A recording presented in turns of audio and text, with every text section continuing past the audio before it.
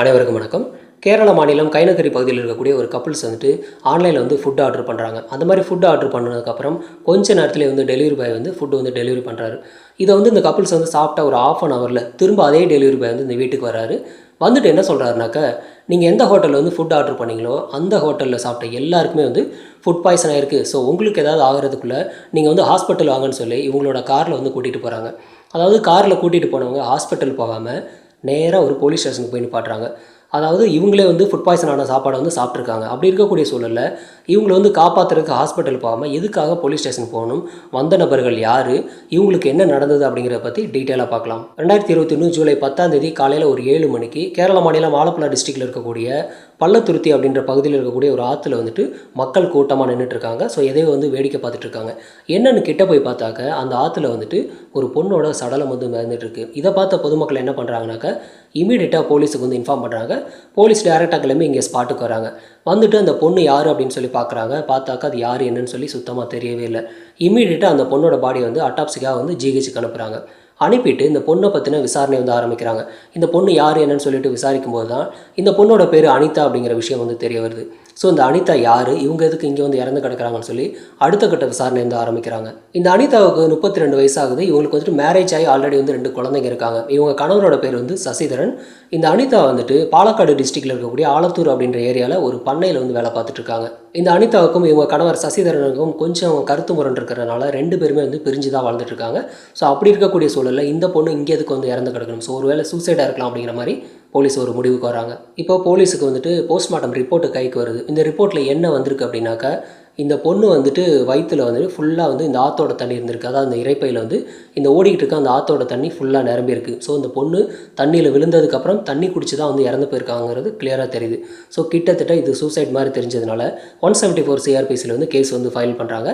அது மட்டும் இல்லாமல் வேறு என்ன வந்திருக்கு ரிப்போர்ட்டில் அப்படின்னாக்கா, இந்த பொண்ணோட தைராய்டு கிளாண்ட் வந்து உடஞ்சிருக்கு. அதாவது இந்த இடத்துல இருக்கக்கூடிய தைராய்டு கிளாண்ட் வந்து உடஞ்சிருக்கு. ஸோ இது எப்படி உடஞ்சிருக்கும் அப்படின்னாக்கா, ஒன்று கழுத்து நெரிக்கப்பட்டிருந்தால் உடஞ்சிருக்கலாம். அப்படி இல்லை அப்படின்னாக்கா தண்ணியில் போயிட்டு இருக்கும்போது சப்போஸ் வேறு எங்கிட்டாவது அடிபட்டு இருந்தாலும் உடஞ்சிருக்க வாய்ப்பு இருக்குது.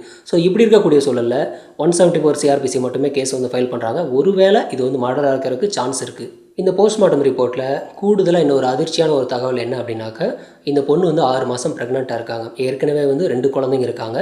இப்போ 6 மாதம் ப்ரெக்னெண்ட்டாக இருக்காங்க. ஆனால் கணவர் வந்து கூட இல்லை. அப்படிங்கும்போது கிட்டத்தட்ட இது வந்து ஒரு தற்கொலையாக இருக்கிறதுக்கான வாய்ப்பு வந்து ரொம்பவே அதிகமாக இருக்குது. ஸோ இருந்தாலும் போலீஸ் வந்து விசாரணை வந்து ஆரம்பிக்கிறதுனால இந்த பொண்ணை பற்றி மற்ற எல்லா டீட்டெயிலும் வந்து தெரிஞ்சுக்கிறதுக்காக இந்த அனிதாவோட கால் டீட்டெயில்ஸ் எடுக்கிறாங்க. அந்த மாதிரி எடுக்கும்போது இந்த பொண்ணு கடைசியாக யாருக்கு வந்து பேசியிருக்காங்க, இவங்க அடிக்கடி யாருக்கிட்டலாம் பேசியிருக்காங்க, ஏதாவது பிரச்சனை நடந்திருக்கான்ற மாதிரி விசாரிக்கிறாங்க. இந்த அனிதாவோட மொபைல் கால் டீட்டெயில்ஸ் எடுக்கும்போது போலீஸுக்கு தெரிஞ்ச விஷயம் என்ன அப்படின்னாக்கா, இந்த பொண்ணு அடிக்கடி ஒருத்தர்கிட்ட பேசியிருக்காங்க. அது மட்டும் இல்லாமல் அந்த நபர்கிட்ட தான் வந்து கடைசியாகவும் பேசியிருக்காங்க. அந்த நபர் யார் அப்படின்னாக்கா, பிரபீஸ் அப்படின்ற ஒரு 37 வயசான நபர். அந்த நபர் இதே ஒரு பகுதியை சேர்ந்த நபர் தான். இப்போ இந்த பிரபீஸ் எங்கே இருக்கார் அப்படின்னு சொல்லி போலீஸ் வந்து விசாரிக்கிறாங்க. அந்த மாதிரி விசாரிக்கும் போது இந்த பிரபீஸ் வந்து போலீஸ் எப்போ தேட ஆரம்பித்தாங்களோ அப்போ இருந்து இந்த ஊர்லேயே இல்லை. ஸோ போலீஸுக்கு வந்து இந்த பிரபீஸ் மேலே கொஞ்சம் சந்தேகம் வர ஆரம்பிச்சிருக்கு. இருந்தாலும் பிரபீஸோட மொபைல் கால் டீட்டெயில்ஸ் எடுக்கிறாங்க. லாஸ்ட் லொக்கேஷன் எங்கே இருக்குன்னு சொல்லி பார்க்கும்போது மொபைலுக்கு லாஸ்ட் லொக்கேஷன் பார்த்தீங்கன்னா எடுக்க முடியல. ஏன்னா மொபைல் நம்பர் வந்து சுவிட்ச் ஆஃபில் இருக்குது. ஸோ இருந்தாலும் ஒரு பக்கம் வந்து சைபர் கிரைமில் வந்து ட்ரேஸ் பண்ணிட்டு தான் இருக்காங்க தொடர்ந்து. ஒருவேளை எங்கேயாவது வந்து சுவிட்ச் ஆன் ஆக வாய்ப்பு இருக்குன்னு சொல்லிட்டு இப்போ அடுத்த கட்டமாக இந்த பிரபீஸ் வந்து ஆல்ரெடி வந்து யூஸ் பண்ணிட்டு இருந்த அந்த மொபைலில் வேறு ஏதாவது சிம் போட்டிருக்க சான்ஸ் இருக்குது அப்படின்னு சொல்லி ஐஎம்ஐ நம்பரை வச்சு ட்ரேஸ் பண்ணுறாங்க. அந்த மாதிரி ட்ரேஸ் பண்ணும்போது அவரோட மொபைலில் வேறு ஒரு சிம் இருந்திருக்கு. ஸோ அந்த நம்பர் எங்கே இருக்குன்னு சொல்லிட்டு அந்த லொக்கேஷனுக்கு போய் பார்த்தா அது வந்து ஒரு மொபைல் கடையில் இருக்குது. அந்த மொபைலை ஒரு நாளுக்கு முன்னாடி தான் வந்து இந்த நபர் வந்து விற்றுட்டு போயிருக்காரு. ஸோ பக்காவாக பிளான் பண்ணி இந்த பிரபீஸ் வந்து போலீஸை ஏமாத்துறதுக்காக இப்படியான ஒரு காரியத்தை பண்ணியிருக்காரு. ஸோ போலீஸுக்கு டவுட் வந்து இன்னும் ஜாஸ்தியாகிட்டே போகுது. போலீஸ் வந்து தொடர்ந்து வந்து இந்த பிரபீஸோட மொபைல் நம்பரை வந்து ட்ரேஸ் பண்ணிக்கிட்டே இருக்காங்க. அந்த மாதிரி ட்ரேஸ் பண்ணிக்கிட்டே இருக்கும்போது என்ன பண்ணுறாருன்னா, அந்த பிரபீஸோட மொபைல் நம்பர்லேருந்து ஃபுட் டெலிவரி ஆப்பில் ஒரு ஃபுட்டு வந்து ஆர்டர் பண்ணியிருக்காங்க. அந்த அட்ரஸ் எங்கே இருக்குதுன்னு சொல்லிட்டு போலீஸ் வந்து பார்க்குறாங்க. அது வந்து கைனகரி பகுதியில் இருக்கக்கூடிய ஒரு வீட்டு அட்ரஸை காட்டுது.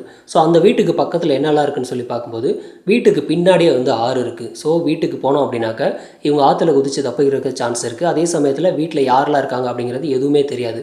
அப்படி இருக்கக்கூடிய சூழலில் டைரெக்டாக போலீஸ் வந்துட்டு அங்கே போகிறது வந்து தப்பாக போயிடும். அப்படிங்கிறதுனால இந்த ஃபுட் டெலிவரி பையனை வந்து கூப்பிட்டு அந்த பையனுக்கு பதிலாக போலீஸ் வந்து டெலிவரி பாயாக அந்த வீட்டுக்கு போகிறாங்க.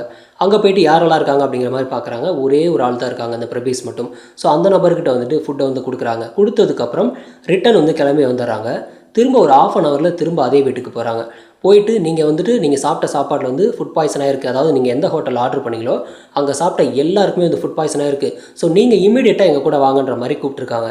இப்போ தான் இந்த பிரபீஸ் என்ன பண்ணுறாருன்னா, நான் மட்டும் இந்த சாப்பாடு சாப்பிடல, என் கூட சேர்ந்து ஒரு பொண்ணும் சாப்பிட்ருக்காங்கன்னு சொல்லி இவரோட கேர்ள் ஃப்ரெண்டை காட்டுறாரு. அந்த பொண்ணோட பேர் வந்து ரஜினி, வயசு வந்து 38 ஆகுது. இப்போ அந்த பொண்ணையும் இந்த நபர் 2 பேரையும் கூட்டிகிட்டு காரில் வராங்க. வந்த போலீஸ் என்ன பண்ணுறாங்கன்னா, டைரெக்டாக போலீஸ் ஸ்டேஷன் கூட்டிகிட்டு வர்றாங்க. இப்போ தான் தெரியுது இந்த ரஜினிக்கும் இந்த பிரபீஸுக்கும் நாம் வந்து இந்த அனிதா கேஸில் வந்து மாட்டியிருக்கோம். வந்திருக்கிறது டெலிவரி பாய் கிடையாது, போலீஸுங்கிற விஷயம் அவங்களுக்கு அப்போ தான் புரிய வருது. இப்போ இந்த 2 பேரையும் போலீஸ் வந்து தனித்தனியாக விசாரிக்கிறாங்க. இந்த பிரபீஸை ஒரு பக்கமும் இந்த ரஜினி ஒரு பக்கம் விசாரிக்கிறாங்க. அந்த மாதிரி விசாரிக்கும் போது ஃபஸ்ட் எடுத்தோடனே இந்த அனிதாவோட கொலைக்கும் எங்களுக்கும் எந்த ஒரு சம்மந்தமும் கிடையாது அப்படிங்கிற மாதிரி சொல்லிகிட்டே இருந்திருக்காங்க. இருந்தாலும் இந்த எவிடன்ஸ் எல்லாத்தையும் வச்சு போலீஸ் வந்து கேட்கும்போது ஒரு கட்டத்துக்கு மேலே ஆமாம் நாங்கள் தான் பண்ணணுன்ற மாதிரி 2 பேருமே வந்து உண்மையை ஒத்துக்கிட்டாங்க. இந்த பிரபீஸ் யார் அப்படின்னாக்கா, இவர் வந்து மலப்புரத்தில் பிறந்திருக்காரு. இவர் வந்து தற்போதைக்கு இருக்கிறது வந்து ஆலப்புழாவில் இருக்கார். இவரோட முழு நேர தொழில் என்ன அப்படின்னாக்கா, பொண்ணுங்களை வந்து ஏமாத்துறது தான் இவரோட முழு நேர தொழில். அதாவது பொண்ணுங்கள்ட்ட வந்து நான் வந்து லவ் பண்ணுறேன் அப்படிங்கிற மாதிரி ஏமாற்றி அந்த பொண்ணுங்களோட வந்து பாலியல் உறவு வச்சுக்கிறது தான் இவரோட முழு நேர தொழில். கிட்டத்தட்ட 10க்கும் மேற்பட்ட பொண்ணுங்களோட வந்து தற்போதைக்கு மட்டும் இவர் வந்து காதல்ன்ற பேரில் ஏமாற்றிட்டு இருந்திருக்காரு. இப்போ இந்த டயத்தில் தான் வந்து இந்த பிரபீஸுக்கு வந்து இந்த ரஜினி வந்து பழக்கமாகறாங்க. பழக்கமானதுக்கப்புறம் 2 பேர் வந்து லவ் பண்ணுறாங்க. இந்த ரஜினிக்கு என்ன அப்படின்னாக்கா, இந்த நபரோட கேரக்டர் ஃபுல்லாகவே தெரியும். இவர் வந்து பொண்ணுங்களை ஏமாற்றி அவங்களோட உறவு வச்சுக்கிறது எல்லாமே நல்லா தெரியும். தெரிஞ்சிருந்தும் ரஜினி என்ன சொல்கிறாங்கன்னா, நீ யார் கூட பழகினாலும் பரவாயில்ல, யார் கூட உறவு வச்சுக்கிட்டாலும் பரவாயில்ல, எனக்கு நீ வந்தால் போதும் அப்படிங்கிற மாதிரி அவங்க வந்து சொல்லியிருக்காங்க. அதாவது நீ வந்து நான் எதிர்பார்க்கும் போது என் கூட இருந்தால் போதும், மற்றபடி நீ எந்த பொண்ணுங்கள்ட்ட போனாலும் சரி, எங்கே போனாலும் சரி, நீ யாரை லவ் பண்ணாலும் சரி, அது உன்னோட இஷ்டங்கிற மாதிரி அந்த பொண்ணு சொல்லியிருக்காங்க. ஸோ 2 பேருக்குமே அவங்களோட டீலிங் வந்து ரொம்ப பிடிச்சிருக்கு. இப்போ இந்த பிரபீஸ் பார்த்தீங்கன்னா, இந்த ரஜினியோட சேர்ந்துட்டு கைனக்கரையில் இருக்கக்கூடிய இந்த ரஜினியோட வீட்டில் தான் வந்து வாழ்ந்துட்டுருக்காரு. அதாவது போலீஸ் வந்து லாஸ்ட்டாக போயிட்டு அரெஸ்ட் பண்ண வீடும் பார்த்தீங்கன்னா ரஜினியோட வீடு தான். இப்போ இந்த 2 பேரும் பார்த்தீங்கன்னா இதே வீட்டிலே வந்து லிவிங் டுகெதர் வாழ்க்கை வந்து வாழ்ந்துட்டுருக்காங்க. இப்போ இந்த பிரபீஸ் என்ன பண்ணுறாருன்னா, ஒரு பக்கம் வேலைக்கும் போயிட்டுருக்காரு. அது என்ன வேலை அப்படின்னாக்க, இந்த இறந்து போன அனிதா வந்துட்டு ஒரு பண்ணையில் போய் வேலை பார்த்தாங்க இல்லையா, அதே பண்ணைக்கு தான் இந்த நபரும் போயிட்டு வேலை பார்க்குறாரு. அந்த மாதிரி வேலைக்கு போனதுக்கப்புறம் அங்கே இருக்கக்கூடிய அந்த அனிதாவை பார்த்ததும் பிடிச்சி போயிடுது. ஸோ பிடிச்சி போனதும் அனிதா கிட்ட அதே மாதிரி வந்து ஏமாற்ற ஆரம்பிக்கிறார். நான் வந்து உன்னை லவ் பண்ணுறேன் அப்படிங்கிற மாதிரி ஏமாற்ற ஆரம்பிக்கிறார். இப்போ அனிதாவை பற்றி ஃபுல் டீட்டெயில் வந்து பிரபீஸுக்கு தெரியும். அதாவது அனிதாவுக்கு வந்துட்டு ஆல்ரெடி கல்யாணமாகி ஹஸ்பண்டோட வந்து பிரச்சனை, அதனால் பிரிஞ்சு வாழ்கிறாங்க அப்படிங்கிறது நல்லாவே தெரியும். தெரிஞ்சதுனால இதை ஒரு சாதகமாக பயன்படுத்திக்கிட்டு இந்த பிரபீஸ் என்ன பண்ணுறாருன்னா, அந்த பொண்ணை வந்து ஏமாற்ற ஆரம்பிக்கிறார். நான் வந்து உன்னை லவ் பண்ணுறேன் அப்படிங்கிற மாதிரி சொல்லியிருக்காரு. ஆனால் அந்த அனிதா என்ன சொல்லியிருக்காங்கன்னா, எனக்கு ஆல்ரெடி கல்யாணம் ஆகிருக்கு, கல்யாணமாகி 2 குழந்தையும் இருக்குது அப்படிங்கிற மாதிரி சொல்லியிருக்காங்க. தெரிஞ்சிருந்தும் பரவாயில்ல, நான் வந்து உன்னை லவ் பண்ணுறேன், அந்த குழந்தைகளையும் நான் நல்லபடியாக பார்த்துக்கிறேங்கிற மாதிரி அவர் வந்து ஏமாற்ற ஆரம்பிக்கிறாரு. ஸோ இதை வந்து உண்மையை நம்பி இந்த அனிதாவும் பார்த்தீங்கன்னா லவ் பண்ண ஆரம்பிக்கிறாங்க. இப்போ அனிதா கூட பார்த்தீங்கன்னா லிவிங் டுகெதரில் வந்து தொடர்ந்து இருந்துகிட்டு இருக்காரு. அதாவது அனிதா வந்து ஏமாற்றிட்டு இருந்திருக்காரு. ஸோ இவங்க பார்த்தீங்கன்னா ஒரு கட்டத்துக்கு மேலே அனிதா வந்து ப்ரெக்னென்ட் ஆயிடுறாங்க. இந்த ப்ரெக்னென்ட் ஆன விஷயத்தை பார்த்தீங்கன்னா இந்த பிரபீஸ்கிட்ட சொல்கிறாங்க, நான் வந்து ப்ரெக்னென்ட்டாக இருக்கேன், நம்ம வந்து கல்யாணம் பண்ணிக்கலாம் பேசின மாதிரின்னு சொல்லி அவர்கிட்ட சொல்கிறாங்க. இப்போ தான் வந்து பிரபீஸுக்கு வந்து கோபமாகுது. நம்ம பழகினதே வெறும் வந்து உடல் சுகத்துக்காக பழகணும், நம்மளை போய் கல்யாணம் பண்ணிக்க சொல்கிறாளேன்னு சொல்லி கோவப்படுறாரு. நம்ம வந்து இந்த கல்யாணம் பண்ணிக்கணுமா அவசியமான்ற மாதிரி டிஸ்கஷன் போயிட்டுருக்கு. இப்போ இந்த டிஸ்கஷனை அடுத்த பக்கம் என்ன பண்ணுறாருன்னா, இந்த ரஜினி கிட்ட கேட்குறாரு. அதாவது நான் பழகின அந்த அனிதா வந்துட்டு என்னை கல்யாணம் பண்ணிக்க சொல்கிறா, நான் இப்போ என்ன பண்ணுறதுன்னு சொல்லி கேட்குறாரு. அதுக்கு ரஜினி வந்து ஒத்துக்கவே இல்லை. நீ வந்து யார் கூட வேணாலும் பழகு, எப்படி வேணாலும் போ, யார் கூட வேணாலும் உறவு வச்சுக்கோ, ஆனால் கல்யாணம் வந்து யார் கூட பண்ணாதங்கிற மாதிரி ரஜினி வந்து ஒரு கண்டிஷன் போகிறாங்க. இப்போ பிரபீஸ் வந்துட்டு இந்த பொண்ணுக்கிட்ட எவ்வளோ சொல்கிறாரு, நம்ம வந்து இந்த குழந்தைய பெற்றுக்க வேணாம், அந்த குழந்தைய வந்து அபார்ட் பண்ணிடலாம் அப்படிங்கிற மாதிரி அவர் சொல்கிறாரு. இருந்தாலும் அனிதா வந்து ஒத்துக்கவே இல்லை. அந்த குழந்தை கண்டிப்பாக எனக்கு வேணும், நம்ம கல்யாணம் பண்ணிக்கலாம் அப்படிங்கிற மாதிரி அந்த பொண்ணு சொல்லிட்டு இருக்காங்க. இவர் எவ்வளோ சொல்லி இந்த பிரபீஸ் வந்து எவ்வளோ பேசியும் அனிதா வந்து ஒத்துக்கவே இல்லை. கட்டாயம் நம்ம கல்யாணம் பண்ணிக்கணுங்கிற மாதிரி பிடிவாதத்தில் இருக்காங்க. இப்போ தான் இந்த ரஜினியும் பிரபீஸும் சேர்ந்து ஒரு முடிவுக்கு வராங்க. இந்த பொண்ணு உயிரோடு இருக்க வரைக்கும் கண்டிப்பாக உன்னை விட போகிறது கிடையாது, பேசாமல் அந்த பொண்ணு வந்து தீர்த்து கட்டிடலான்ற மாதிரி ஒரு முடிவுக்கு வராங்க. ஸோ இவங்க 2 பேரும் நல்லபடியாக பிளான் பண்ணி ஜூலை 9ஆம் தேதி ஈவினிங் ஒரு 4 மணிக்கு வந்துட்டு இந்த பிரபீஸ் என்ன பண்ணுறாருன்னா, இந்த அனிதாவை கூட்டிகிட்டு டேரெக்டாக இங்கே கைனக்கரியில் இருக்கிற இந்த ரஜினி வீட்டுக்கு வராரு. வந்ததுக்கப்புறம் இந்த ரஜினியை வந்து அறிமுகப்படுத்துகிறார். அதாவது இந்த அனிதா கிட்ட வந்துட்டு இவங்க தான் என்னோட க்ளோஸ் ஃப்ரெண்டு அப்படிங்கிற மாதிரி அறிமுகப்படுத்துகிறாரு. ஸோ 3 பேரும் பேசிகிட்டு வந்துட்டு நைட்டு வந்து டின்னர்லாம் சாப்பிட்றாங்க. சாப்பிட்டு முடிச்சுட்டு நைட்டு தூங்க போகிறதுக்கு முன்னாடி 3 பேரும் ஒரே பெட்டில் வந்து ஒன்றா இருக்கிறாங்க. அதாவது இன்றைக்கி தான் வந்து ஃபஸ்ட் டைம் பார்க்குறாங்க அந்த அனிதா. இருந்தும் தன்னோட காதலன் பார்த்தீங்கன்னா இன்னொரு பொண்ணோட உறவு வச்சுக்கிறாரு, தன்னோடைய உறவு வச்சுக்கிறாருங்கும்போது இந்த பொண்ணு வந்து கொஞ்சம் கூட எதிர்ப்பு தெரிவிக்காமல் அதை வந்து ஒத்துக்கிட்டு 3 பேரும் ஒன்றா இருக்காங்க ஒரே பெட்டில். இந்த 3 பேரோட ஆசையும் தீர்ந்ததுக்கப்புறம் என்ன பண்ணுறாங்கன்னா, இந்த பெட்டில் இருக்கக்கூடிய இந்த அனிதாவோட வாயை பொத்தி அந்த இடத்துலேயே பார்த்தீங்கன்னா கழுத்தை நெரிக்கிறாங்க. ஸோ கழுத்தை நெரிச்சதுக்கப்புறம் கிட்டத்தட்ட இந்த பொண்ணு வந்து இறந்து போகிற ஸ்டேஜுக்கு போயிட்டாங்க. ஆனால் இவங்க 2 பேரும் பார்க்கும்போது இந்த பொண்ணு இறந்த மாதிரி தான் தெரிஞ்சது. தெரிஞ்சிருக்கு. இப்போ அந்த பொண்ணோட பாடியை வந்து டிஸ்போஸ் பண்ணணும் அப்படின்னு நினச்சி அங்கே அவங்க வீட்டுக்கு பக்கத்தில் இருக்கக்கூடிய ஒரு போட்டில் வந்து ஏற்றுறாங்க. அந்த பொண்ணோட பாடியை ஏற்றிட்டு இவங்க 2 பேரும் ஏறி உட்காடுறாங்க. போட்டில் ஏறி உட்காந்து கொஞ்சம் தூரம் போயிட்டு இருக்கும்போது தண்ணியில் வந்து போட்டு வந்து கவிழ்ந்துருது. ஸோ கவிழ்ந்ததுக்கப்புறம் அந்த பொண்ணோட பாடி வந்து அடிச்சிட்டு போயிடுச்சு அப்படிங்கிற மாதிரி நினச்சாங்க. ஆனால் அந்த பொண்ணு வந்து உயிரோடு தான் இருந்திருக்கு. ஸோ இவங்க 2 பேரும் பார்த்தீங்கன்னா இந்த பிரபீஸும் ரஜினியும் வந்து நீச்சல் அடித்து வெளில வந்துட்டாங்க. இந்த அனிதா வந்துட்டு தண்ணியில் அடிச்சுட்டு போனதுக்கப்புறம் அந்த பொண்ணு கிட்டத்தட்ட மூச்சு திணறி தண்ணி நிறையா குடிச்சு அந்த பொண்ணு வந்து தண்ணியில் இறந்து போயிட்டாங்க. இறந்ததுக்கப்புறம் தான் அந்த பள்ளத்துருத்தின்ற பகுதியில் போயிட்டு அந்த பொண்ணு வந்து சடலமாக வந்து மீட்கப்படுறாங்க. இந்த பொண்ணு வந்து உயிரோடு இருந்ததுனால நிறையா தண்ணி குடித்ததுனால தான் இவங்களோட போஸ்ட்மார்ட்டம் ரிப்போர்ட்டில் பார்த்தீங்கன்னா அந்த பொண்ணோட இறைப்பையில் வந்து இந்த ஆற்றோட தண்ணி வந்து நிறையா இருந்திருக்கு. ஸோ இந்த தண்ணி நிறையா இருந்ததுனால தான் இந்த பொண்ணு வந்து தற்கொலை தான் பண்ணியிருக்க வாய்ப்பு இருக்குன்ற மாதிரி போலீஸ் வந்து முடிவு பண்ணியிருக்காங்க. இப்போ இந்த பிரபீஸ் அண்ட் ரஜினி 2 பேருமே பார்த்தீங்கன்னா அந்த பொண்ணு வந்து ஆல்ரெடி வந்து இறந்து போனதுக்கப்புறம் நம்ம தூக்கிட்டு போனோம். ஸோ அந்த பொண்ணு வந்து தண்ணியோட தனியாக போயிடுச்சு அப்படின்ற மாதிரி நினச்சிட்டு இருக்காங்க.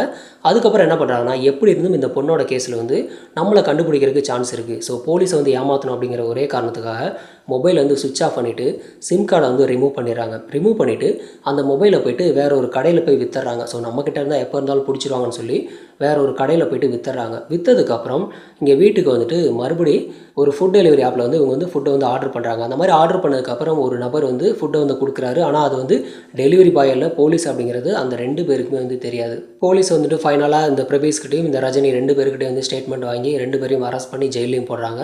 இந்த 2 பேருக்குமே பார்த்தீங்கன்னா ஆலப்புழா கூடுதல் மாவட்ட அமர்வு நீதிமன்றம் வந்து மரண தண்டனை கொடுக்குறாங்க. அண்ட் அதே மாதிரி இந்த ரஜினி மேலே இன்னொரு கேஸும் இருந்திருக்கு. அதாவது ஒடிசாவில் பார்த்தீங்கன்னா போதைப் பொருள் வழக்கில் வந்து இந்த பொண்ணு மேலே வந்து ஒரு கேஸ் இருக்குது. தவறான ரிலேஷன்ஷிப் எப்போவுமே வந்து ஒரு கிரைமில் போய் தான் முடியும். இப்போ இந்த கேஸ்லேயே பார்த்தீங்கன்னா இறந்து போன அந்த அனிதா மேலேயும் தவறு இருக்குது. ஏன்னா இந்த பொண்ணு வந்து உண்மையாக வந்து நம்பி தான் வந்து இந்த பிரபீஸ்கிட்ட வந்திருக்காங்க.